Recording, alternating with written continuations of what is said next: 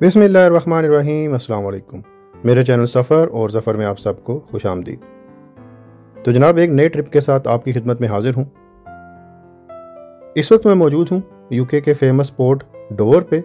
तो यहाँ से फेरीज जाती हैं यूरोप की तरफ। यहाँ से कैले और डनक्रिक जो कि फ़्रांस के शहर हैं वहाँ तक फेरीज जाती हैं। तकरीबन 3-4 दिन का ये ट्रिप है और कोशिश होगी कि फ़्रांस, बेल्जियम और नीदरलैंड के चंद जो शहर हैं उनको विज़िट किया जाए और आपके साथ मेरा जो एक्सपीरियंस है इंशाल्लाह मैं शेयर करूंगा और अपनी गाड़ी के थ्रू ही मैं ये तमाम जो एरियाज़ इनको विज़िट करूंगा। तो साथ रहिएगा और वीडियो के एंड तक देखिएगा। और मेरे जिन व्यूअर्स ने चैनल अभी तक सब्सक्राइब नहीं किया तो प्लीज़ चैनल को सब्सक्राइब भी कर दें। तो सुबह के तकरीबन अभी 10 बजे हैं और हमारी जो फेरी है उसका टाइम है 12:35। तो तकरीबन अभी 2.5 घंटे बाकी हैं, लेकिन काफ़ी ज़्यादा वक्त लग जाता है। ये आप देख सकते हैं कि अभी भी रश है। तो बेहतर यही है कि तकरीबन आपको यहाँ पर जो चेक इन टाइम है उससे घंटा, बल्कि मेरा ख्याल उससे भी पहले पहुँच जाए। अल्हम्दुलिल्लाह पासपोर्ट कंट्रोल और चेक इन की जो मराहिल हैं वो तमाम तय हो गए हैं। तो तमाम गाड़ियों को अभी यहाँ पर लाइंस में खड़ा कर दिया गया है। तो बारी बारी तमाम लाइंस जो हैं इनको ये जो फेरी है इसमें सवार कर दिया जाएगा। तो इंशाल्लाह थोड़ी देर में अभी हम फेरी पर सवार हो जाएंगे। पूरे वक्त पर यहाँ से फेरी जो है रवाना हो गई है। काफ़ी ज़्यादा रश था और मेरा ख्याल था शायद हम थोड़ा लेट हो जाएं, लेकिन फिर भी पूरे वक्त पर उन्होंने फेरी तक हमें पहुँचा दिया है। तो जनाब, इस वक्त मैं फेरी के ऊपर वाले डेक पर मौजूद हूँ। बहुत ही तेज़ हवा चल रही है और ये सामने आप देखिए दूर जाता हुआ बरतानिया का साहिल। तो तकरीबन डोवर से कैले तक 1.5 घंटा लगता है। तो हमारी फेरी जो है वो 12:35 पर रवाना हुई है। तो तकरीबन 3 बजे के थोड़ी देर बाद ये वहाँ पर पहुँचेगी, क्योंकि 1 घंटे का टाइम का डिफरेंस भी है फ़्रांस और यूके के दरमियान। तो लोग यहाँ पर इंजॉय कर रहे हैं, बच्चे भी इस बार मेरे साथ हैं। कैले पहुँचने के बाद हमारी अगली मंजिल है ब्रसल्स, जो कि बेल्जियम का कैपिटल है। बहुत ही खूबसूरत शहर है, तो इंशाल्लाह उसको विज़िट करेंगे। और कैले से तकरीबन कोई मेरा ख्याल है 2.5 घंटे की ड्राइव पर है।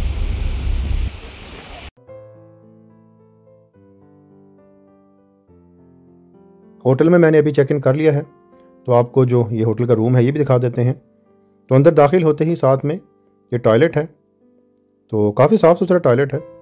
तो बाथ्स यहाँ पर एरिया नहीं है, मेरा ख्याल है बाथरूम जो है वो सेपरेट होगा, यानी कि शावर एरिया जो है वो सेपरेट होगा। और ये आप देखिए साथ में कबर्ड्स वगैरह हैं। काफ़ी बड़ा रूम है। तो 5 बेड का ये रूम है। काफ़ी साफ़ सुथरा और खुला रूम है। तो 5 की बजाय यहाँ पर 6 बेड्स हैं। ये आप देख सकते हैं कि एक बंकर बेड है। तो यहाँ पर जो है ऊपर और नीचे दोनों बेड्स पर लोग जो है वो सो सकते हैं।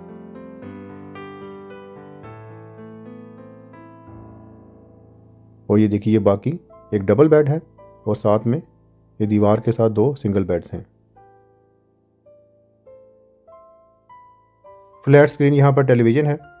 तो एक बात का आपने ध्यान रखना है कि अगर आप गर्मियों में यूरोप में सफ़र कर रहे हैं तो यहाँ पर गर्मियों में ख़ास तौर पर जून, जुलाई, अगस्त में काफ़ी ज़्यादा गर्मी पड़ती है और टेम्परेचर कई दफ़ा जो है तकरीबन 35, 36, 38 डिग्री सेंटीग्रेड तक हो जाता है। तो होटल बुक करते वक्त आप इस बात का ध्यान रखेंगे वो होटल जो है वो एयर कंडीशनड है। तो सर्दियों में तो कोई मसला नहीं होता, क्योंकि हीटिंग का सिस्टम जो है वो यहाँ पर तमाम होटल्स में मौजूद होता है। तो टॉवल्स वगैरह भी इन्होंने दिए हैं। काफ़ी ज़्यादा स्पेस है यहाँ पर चीज़ें रखने के लिए। और ये यहाँ का ये शावर एरिया है। ये स्टैंडिंग शावर आप देख सकते हैं। तो काफ़ी साफ़ सुथरा ये टॉयलेट और बाथरूम का एरिया है। सेपरेट है लेकिन दोनों साफ़ सुथरे हैं। और यहाँ पर भी सिंक मौजूद है और टॉवल्स और बाकी जितनी चीज़ें भी रिक्वायर्ड होती हैं बाथरूम के लिए वो यहाँ पर मौजूद हैं।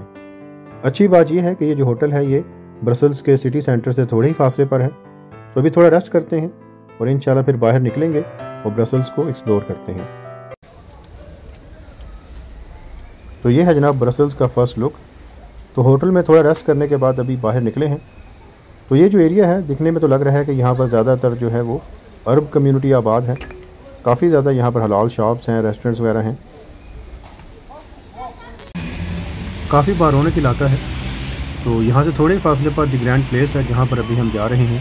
ये सामने आप देखिए यहाँ की ट्राम और ये जो रास्ता है ये सीधा द ग्रैंड प्लेस की तरफ जा रहा है। तो यहाँ से मेरा ख्याल है तकरीबन कोई 10-15 मिनट की वॉक पे है।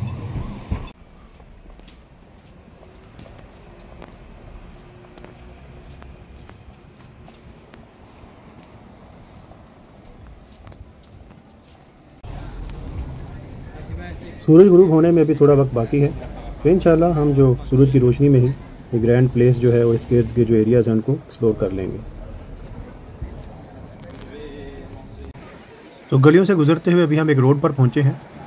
तो लगता है कि ये वाली रोड जो है सिर्फ पैदल चलने वाले लोगों के लिए है, गाड़ियाँ वगैरह यहाँ पर नहीं है। और ये देखिए साइड्स पर बहुत ही खूबसूरत बेल्जियम की, ब्रसल्स की जो इमारतें हैं वो आप देख सकते हैं। तो ये जो वॉकिंग ट्रैक है, अब इसी पर चलते हुए मज़ीद हम आगे जाएंगे और फिर थोड़े ही फासले पर दी ग्रैंड प्लेस है। और जो ग्रैंड प्लेस है इसको ब्रसल्स की सबसे अहम टूरिस्ट अट्रैक्शन के तौर पर जाना जाता है। उसी रोड पर चलते हुए अभी हम यहाँ पर एक चौक पर पहुँचे हैं और ये देखिए यहाँ पर आप देख सकते हैं कि सामने फ़लस्तीन के हक़ में एक मुज़ाहरा हो रहा है। तो जहाँ पर भी आप जाएँ यूरोप के अक्सर ममालिक में, तो आप देखेंगे कि फ़लस्तीन के हक़ में बड़े पैमाने पर लोग जो हैं वो मुज़ाहरे कर रहे हैं। ये देखिए माशाल्लाह यहाँ पर फ़लस्तीन के झंडे जो हैं वो लहरा रहे हैं और लोग जो है वो नाराबाजी कर रहे हैं। आज से चंद माह पहले मैं स्पेन के शहर बार्सिलोना गया था, तो वहाँ पर भी ला राम्बला एक बहुत ही मशहूर सड़क है, तो उस जगह पर फ़लस्तीन के हक़ में बहुत बड़ा मुज़ाहरा हो रहा था। ये बिल्डिंग जिसके सामने ये मुज़ाहरा हो रहा है, तो ये आप सामने देख सकते हैं, बहुत ही खूबसूरत इसका आर्किटेक्चर है। तो ये है जनाब ब्रसेल्स स्टॉक एक्सचेंज की पुरानी बिल्डिंग। ये देखिए बड़े बड़े से पिलर्स हैं और ये जो पूरी दुनिया में फ़लस्तीन के हक़ में मुज़ाहरे हो रहे हैं, हत्ता कि जो यूरोपियन कंट्रीज़ हैं, अमेरिका, तमाम ममालिक में इस तरह के मुज़ाहरे हो रहे हैं। तो ये बहुत ही खुशाइंद बात है। इससे अंदाज़ा होता है कि इंसानियत का ज़मीर जो है वो अब भी ज़िंदा है और पूरी दुनिया में इस तरह के लोग मौजूद हैं जो कि बग़ैर किसी मजहबी तफ़रीक़ के हक़ और इंसानियत के साथ खड़े होते हैं।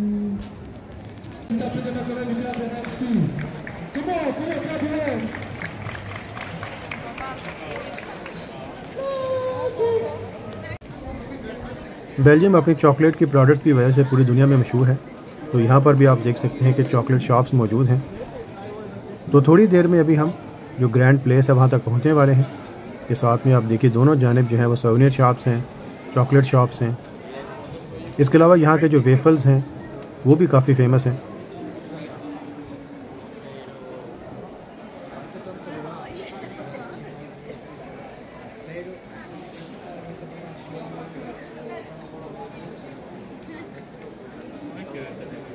तो लीजिए जनाब, ये है ब्रसल्स की सबसे अहम टूरिस्ट अट्रैक्शन दी ग्रैंड प्लेस।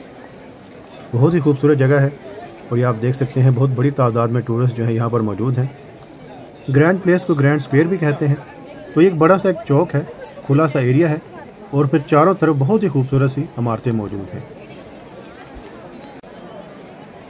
जैसा कि मैंने आपको बताया कि ग्रैंड प्लेस जो है ये ब्रसल्स की सबसे अहम टूरिस्ट अट्रैक्शन है। ये देखिए किस कदर खूबसूरत बिल्डिंग्स हैं और अगर आप इनको गौर से देखें तो बहुत ही बारीक और डिटेल्ड काम इन पर किया गया है। ये देखिए बड़ा सा एक चौक है और इर्द गिर्द बहुत ही खूबसूरत बिल्डिंग्स हैं। ये जो एरिया है ये वर्ल्ड हेरिटेज साइट का हिस्सा है, यानी कि आलमी सकाफती विरसे का हिस्सा है। और ये 11वीं सदी में इसकी तामीर का आगाज़ हुआ था और फिर 17वीं सदी में जाकर इसकी तामीर जो है मुकम्मल हुई थी।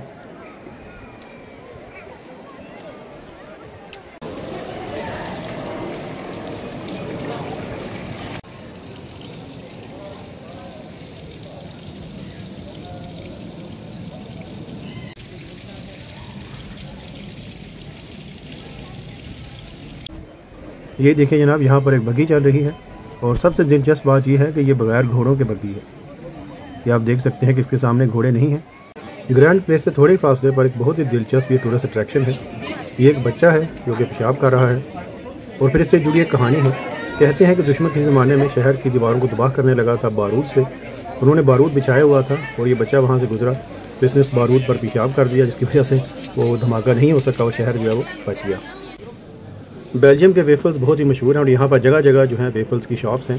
तो मैंने अभी इस शॉप से वेफल लिया है, इसको ट्राई करके देखते हैं। वो बिल्कुल ये फ्रेश बना रहे हैं, बहुत ही मज़ेदार होता है ये। ऊपर इसका आइसक्रीम भी डाली हुई है। अभी मैं दोबारा ग्रैंड प्लेस पर मौजूद हूँ और ये देखिए किस कदर खूबसूरत ये इमारत है, इसका मीनार है। 17वीं सदी में जंग के दौरान फ्रांसीसी अफवाज ने ब्रसल्स पर शदीद बमबारी की थी और ये जो ग्रैंड प्लेस है और इसकी इमारतें हैं ये तबाह बर्बाद हो गई थी। फिर इनको बाद में दोबारा तामीर किया गया था। तो जनाब ग्रैंड प्लेस से अभी हम निकल खड़े हुए हैं और वापस होटल की तरफ जा रहे हैं। ये देखिए साथ में बहुत ही खूबसूरत इमारतें हैं। और ये है पीछे ग्रैंड प्लेस जहाँ से अभी हम होकर आए हैं। जब भी आपका ब्रसल्स आना हो तो इस जगह को ज़रूर देखिएगा, बहुत ही तारीखी और ख़ूबसूरत जगह है। सूरज में भी गुरूब होने वाला है और सुबह का खाना खाया हुआ है, तो वापस होटल जाकर खाने के लिए कुछ लेते हैं और फिर इंशाल्लाह बाकी शहर कल एक्सप्लोर करेंगे। जहाँ पर मेरा स्टे है उस होटल के साथ ही ये एक पिज़्ज़ा शॉप है, तो यहाँ से भी पिज़्ज़ा लेते हैं और फिर रेस्ट करते हैं। तो इंशाल्लाह भी कल ही आपसे मुलाकात होगी। बिस्मिल्लाहिर्रहमानिर्रहीम, अस्सलाम वालेकुम। तो अगले दिन का आगाज़ हो चुका है। अल्हम्दुलिल्लाह रात जो है वो अच्छी गुजरी है और अभी थोड़ी देर पहले होटल से नाश्ता किया है, चेकआउट हुए हैं। ये सामने जो आप एक घोड़े का और शख्स का मुजस्मा देख रहे हैं, ये बेल्जियम के मशहूर बादशाह एल्बर्ट वन का मुजस्मा है। कहते हैं कि पहली जंग अजीम के दौरान इन्होंने अपनी नेशन को लीड किया था इस जंग में, और इसी वजह से इनको सोल्जर किंग भी कहा जाता है। इस मुजस्मे के साथ ही बहुत ही खूबसूरत सा ये एक पार्क है। ये आप देख सकते हैं कि फव्वारे लगे हुए हैं और पानी की जो आवाज़ है बहुत ही भली महसूस हो रही है। ये देखिए किस कदर खूबसूरत ये जगह है। दरख्तों की एक लाइन है और दरमियान में से रास्ता बना हुआ है। ये सामने वही पार्क है जहाँ पर के स्टैचू है और यहाँ पर सीढ़ियों के थ्रू अभी हम ऊपर आए हैं। ये जगह काफ़ी हाइट पर है और यहाँ से आप देख सकते हैं कि बहुत ही खूबसूरत व्यू जो है वो सिटी का देखने को मिलता है। कल हमने ब्रसल्स के कुछ हिस्सों को देखा था, ख़ास तौर पर हम ग्रैंड प्लेस गए थे। तो इंशाल्लाह बाकी जो जगह हैं उसको आज एक्सप्लोर करेंगे और माशाल्लाह बहुत ही खूबसूरत दिन है।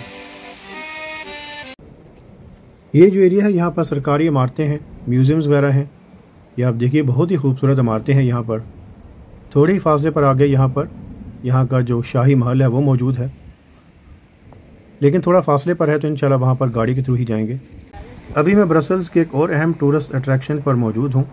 इस जगह को रॉयल स्क्वायर या किंग स्क्वायर भी कहा जाता है। तो ये एक बहुत बड़ा सा अहाता है जिसके इर्द गिर्द बहुत ही खूबसूरत बिल्डिंग्स हैं। ये सामने घोड़े पर एक सवार शख्स का मुजस्मा है, तो ये वो शख्स है जिसने पहली सलीबी जंग में ईसाइयों की अफवाज को लीड किया था। यहाँ पर एक कदीम इमारत है और बिल्कुल इसको उसी हालत में रखा गया है जिस तरह के ये कदीम दौर में थी। यहाँ पर देखते हैं कि ये क्या है, तो लगता है कि ये कोई शायद मैंशन है और इसको भी रेनोवेट किया गया है। इस इमारत से ब्रसल्स का जो यूनिक आर्किटेक्चर है यहाँ की इमारतों का, उसका अंदाज़ा होता है। बहुत ही खूबसूरत और कदीम ये इमारत है और पूरा जो ये एरिया है बहुत ही खूबसूरत है।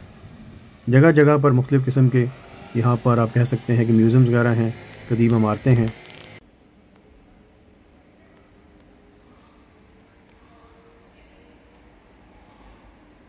तो ये वही इमारत है और साथ में आप देख सकते हैं कि नीचे ये गुज़रने का एक रास्ता सा बना हुआ है।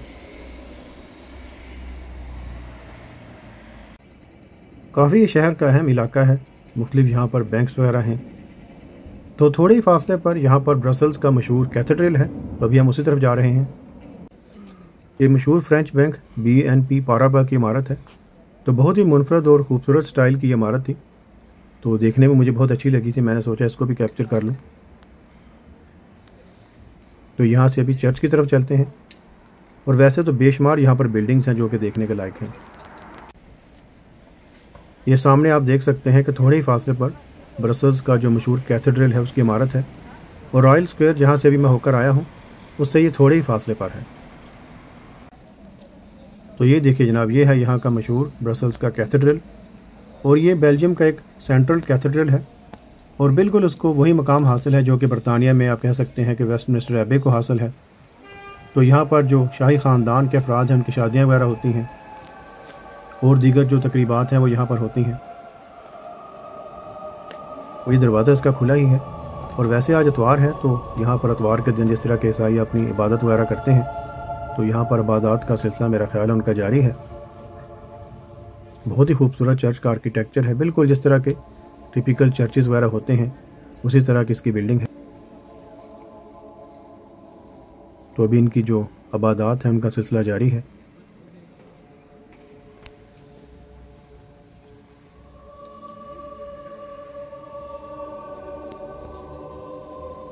तो यहाँ पर यूरोप में भी इतवार के दिन ये जो चर्चेज़ हैं इनमें थोड़ी बहुत रौनक होती है। ये अभी मैं जूम करके आपको दिखा रहा हूँ कि सामने स्टेज पर पादरी जो हैं ये इबादत वगैरह जो है वो कर रहे हैं।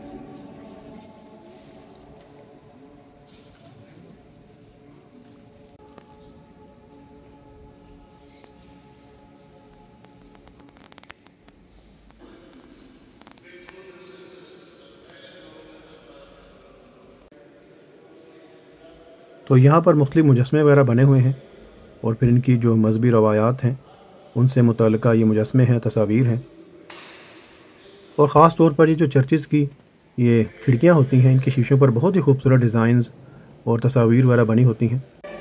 अभी मुझे बहुत ज़्यादा इसके बारे में डिटेल्स तो नहीं पता, लेकिन ज़ाहिर है इनकी जो मजहबी रवायात हैं उनसे मुतल्लिका ही तमाम चीज़ें होंगी। ये जो चर्च है बहुत ही कदीम चर्च है और ये चर्च जो है ये भी वर्ल्ड हेरिटेज साइट का हिस्सा है, यानी कि आलमी सकाफ़ती विरसे का हिस्सा है। कहते हैं कि तकरीबन 1000 जो ईस्वी है उससे पहले इसकी बुनियाद जो है वो रखी गई थी। तो बाद में तो ज़ाहिर है इसमें कई दफ़ा जो रेनोवेशंस वगैरह होंगी। ये जो इमारत है ये तो इतनी पुरानी नहीं लग रही, तो बाद में इसको शायद बनाया गया होगा, लेकिन इसकी जो बुनियाद है वो 1000 ईस्वी से पहले रखी गई थी। और जैसा कि मैंने पहले भी जिक्र किया था कि बेल्जियम का जो शाही ख़ानदान है उसके अफराद की जो शादी और दीगर रसूमात हैं वो भी यहाँ पर इसी चर्च में अदा की जाती हैं। तो ये था जनाब ब्रसल्स का मरकज़ी कैथेड्रल। बहुत ही खूबसूरत इसकी इमारत है और हमें अंदर भी जाने का मौका मिल गया है क्योंकि आज संडे था, तो हो सकता है कि संडे के दिन फ्री इसकी एंट्री होती हो। तो वैसे तो आम तौर पर जो मशहूर चर्चेज़ हैं उन पर जाने के लिए आपको टिकट वगैरह लेनी पड़ती है। तो यहाँ से भी निकलते हैं और बाकी जो ब्रसल्स के एरियाज़ उनको एक्सप्लोर करते हैं। काफ़ी अभी जगह जो है वो देखने वाली बाकी हैं। तो यहाँ पर अभी चर्च के सामने सीढ़ियाँ हैं और नीचे जाकर बहुत ही खूबसूरत सा एक अहाता है।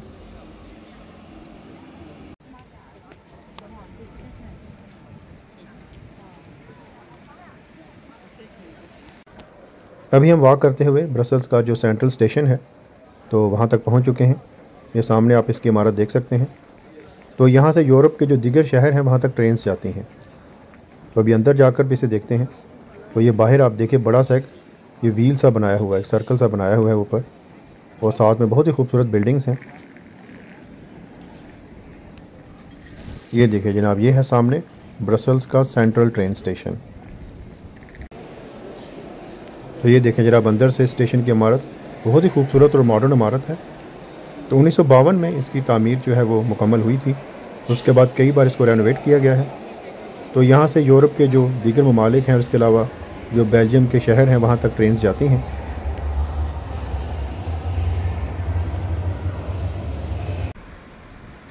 ये सामने आप जो एक बहुत ही खूबसूरत और तारीखी इमारत देख रहे हैं ये ब्रसल्स की एक अहम टूरिस्ट अट्रैक्शन है। तो ये है जनाब यहाँ का पैलेस ऑफ जस्टिस, यानी कि जिस तरह आप कह सकते हैं कि हमारे यहाँ सुप्रीम कोर्ट है, सबसे हायर कोर्ट, तो ये उसकी बिल्डिंग है। इसे लॉ कोर्ट्स ऑफ ब्रसल्स भी कहते हैं। ये सामने आप देख सकते हैं कि एक ट्राम खड़ी है। तो लगता है कि ये इस जो सर्विस है, ये मेट्रो सर्विस या ट्राम जो भी है, इसका ये आखिरी स्टेशन है। पैलेस ऑफ जस्टिस के बिल्कुल साथ ही ये सामने आप देखिए एक मोनूमेंट है। तो उसके बिल्कुल पीछे आप देखिए ये जहाँ का जाइंट व्हील ऑफ ब्रसल्स है।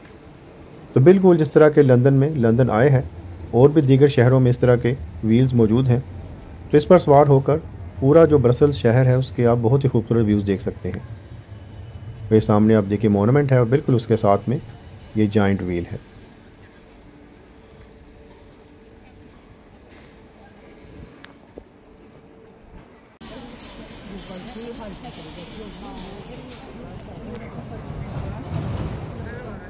जाइंट व्हील के साथ ही सामने आप देखिए यहाँ से पूरे शहर के बहुत ही खूबसूरत आप व्यूज़ देख सकते हैं। और ये सामने एक लिफ्ट है, एक पुल सा बना हुआ है और उसके साथ में एक लिफ्ट है जो कि नीचे जाती है। और ये साथ है पैलेस ऑफ जस्टिस की बहुत ही खूबसूरत इमारत। पैलेस ऑफ जस्टिस की इमारत जो है इसकी तामीर का आगाज़ 1866 में हुआ था और फिर ये जो है 1883 में मुकम्मल हुई थी। तो इस वक्त मैं लिफ्ट के साथ जो पुल है वहाँ पर मौजूद हूँ और यहाँ से आप देखिए बहुत ही खूबसूरत व्यूज़ हैं। ये सामने जो पैलेस ऑफ जस्टिस की इमारत है तो दूसरे जंग अज़ीम में इसको शदीद नुकसान पहुँचा था। उसके बाद इसकी रेनोवेशन की गई थी। तो अब भी यहाँ पर तकरीबन मेरा ख्याल है 1983-84 से रेनोवेशन का काम जारी है। अभी भी यहाँ पर स्कैफोल्डिंग्स वगैरह लगे हुए हैं और कहते हैं कि 2030 में जाकर ये काम जो है वो मुकम्मल होगा।